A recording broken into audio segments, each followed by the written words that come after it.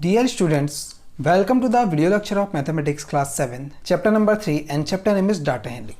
इसका हम part number 5 आज देखेंगे जिसमें कि हम एक्सरसाइज के क्वेश्चंस को सॉल्व करने वाले हैं। ठीक है, तो देखिए हम क्वेश्चन नंबर 3 ये एक्सरसाइज 3.3 का है जो कि पेज नंबर 73 में आपको बुक में मिल जाएंगे। ठीक है, अब क्वेश्चन 3 क्या कहता है, the number of children in the 6 different classes are given below, represent the data on a bar graph. ठीक है, हमको जो डाटा गिवन है उसे हमें बार ग्राफ में रिप्रेजेंट करना है। ठीक है, तो ये डाटा किस तरह से है, देखिए क्लासेस हमको गिवन है और उस क्लासेस में नंबर ऑफ चिल्ड्रन या नंबर ऑफ स्टूडेंट हमको गिवन है।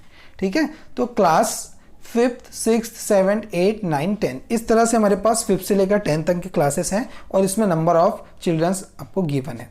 तो number of children in class 5th 135, class 6 120, class 7th 95, class 8 100, class 9th 90 and class 10th 80। ठीक है, अब इसमें आपको बार ग्राफ सबसे पहले ड्रॉ करने हैं, उसके बाद आपको कुछ क्वेश्चंस के आंसर आपको देने हैं। ठीक है, ए है हमारे पास, how would you choose a scale. ठीक है, आपको ग्राफ ड्रॉ करने के बाद उसका स्केल चूज करना है। ठीक है, ये हम आगे आपको बताएंगे। बी देखेंगे, आंसर द फॉलोइंग क्वेश्चंस।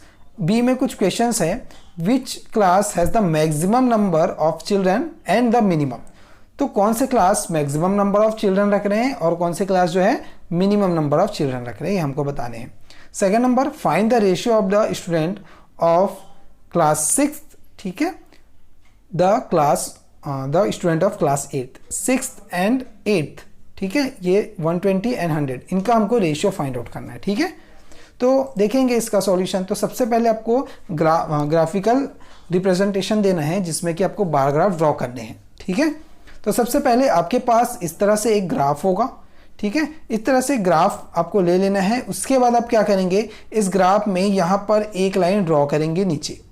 ठीक है, आपको नीचे एक लाइन ड्रॉ करना है यहाँ पर, और सेम एज यहाँ पर आपको ऊपर एक लाइन ड्रॉ करना है। ठीक है, तो इसके बाद जो यहाँ पर इस ग्राफ में ब्लॉक्स बने हुए हैं, देखो एक एक ब्लॉक्स यहाँ पर ग्राफ में बने हुए हैं। तो आपको नीचे आप देखेंगे तो जो फर्स्ट ब्लॉक है, फर्स्ट ब्लॉक के एंड में आप एक लाइन ड्रॉ करेंगे, फिर सेम है सेकेंड जो ब्लॉक है वहाँ आप लाइन ड्रॉ करेंगे। उसी तरह से आप इस बॉक्सेस जो बने हुए हैं या ब्लॉक जो बने हुए इसमें आप लाइन ऐसा ड्रॉ करना है आपको। ठीक है, सेम एज ऊपर भी आपको क्या करना है, जो बॉक्सेस यहाँ पर बने हुए हैं सब में यहाँ पर एक लाइन आपको ऐसा ड्रॉ करने हैं।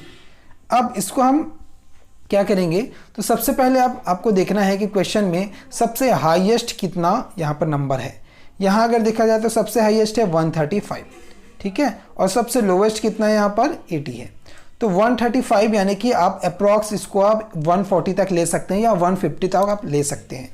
तो अब इसमें हमको डिफरेंस देखना होगा कि कितने का डिफरेंस हम ले कि यहाँ तक आ जाए। तो हम सबसे पहले लेते हैं इसको 0 स्टार्टिंग पॉइंट को। ठीक है, उसके ऊपर हमने 10 का डिफरेंस लिया।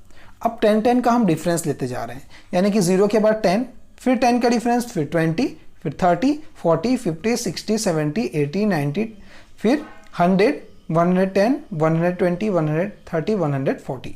हमको 135 तक दिखना था इसलिए 140 तक हमने लिया है। ठीक है, अब देखेंगे एक्स एक्सिस में, इसको हम एक्स एक्सिस बोलते हैं, इसको हम वाई एक्सिस बोलते हैं, इसको ध्यान रखेंगे।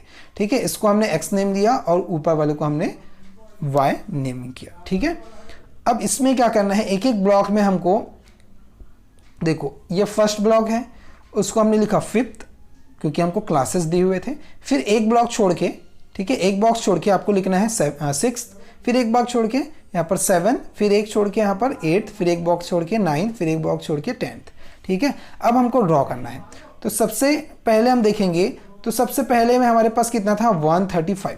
तो हम यहाँ पर एक बॉक्स रेक्टेंगुलर बॉक्स यहाँ पर हम ऐसा ड्रॉ करेंगे। ठीक है, आपको पेंसिल से रेक्टेंगुलर बॉक्स ऐसा ड्रॉ करना है। और 135 जस्ट कहाँ होगा, 130 और 140 के जस्ट बीच में होगा। तो इसलिए हमने क्या ड्रॉ किया, इस वाई लाइन में, इन दोनों लाइन के जस्ट बीच में हमने यहाँ पर ड्रॉ किया है। ठीक है, ये होगा आपका 135। फिर सेकेंड आपको 6 के लिए ड्रॉ करना है।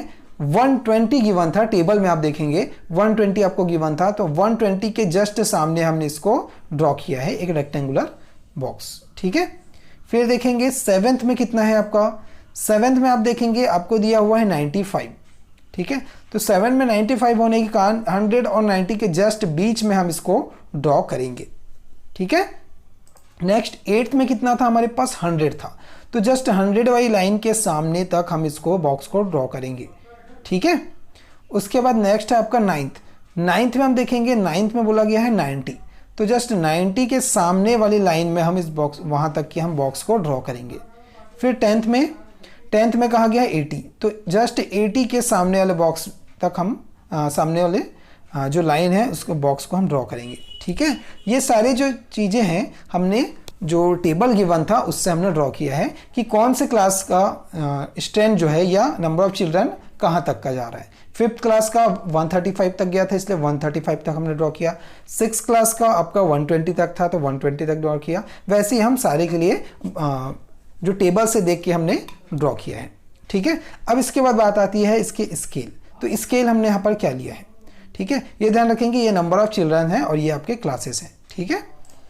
तो स्केल की अगर बात करें तो स्केल आपको कैसे लिखना है, ऑन एक्स एक्सिस, इसको हम एक्स एक्सिस कहते हैं, ये जो आपका है एक्स एक्सिस है, ठीक है। और इस लाइन को हम कहते हैं वाई एक्सिस, ठीक है, ये लाइन को वाई एक्सिस।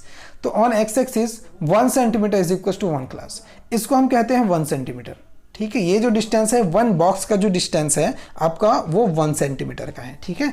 तो 1 सेंटीमीटर में कितने क्लास आए हुए हैं, यहाँ पर 1 क्लास आया हुआ है। 5th क्लास कहा गया, मतलब 1 क्लास 1 सेंटीमीटर में, ठीक है। ये भी 1 सेंटीमीटर, ये भी 1 सेंटीमीटर, तो हम क्या लिखेंगे 1 centimetre is equal to 1 class, ठीक है।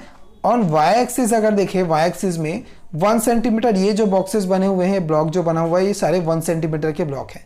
तो देखिए यहाँ पर देखेंगे डिफरेंस इसका 0 से लेकर 10 तक कितना डिफरेंस है, 10 का डिफरेंस है, ठीक है। तो ये एक बॉक्स जो है 1 सेंटीमीटर का जो बॉक्स है उसमें कितने चिल्ड्रंस आ रहे हैं, टोटल 10 चिल्ड्रंस आ रहे हैं, क्योंकि 0 से 10 तक गया, फिर 10 से 20, यानी कि सब में 10 का डिफरेंस है।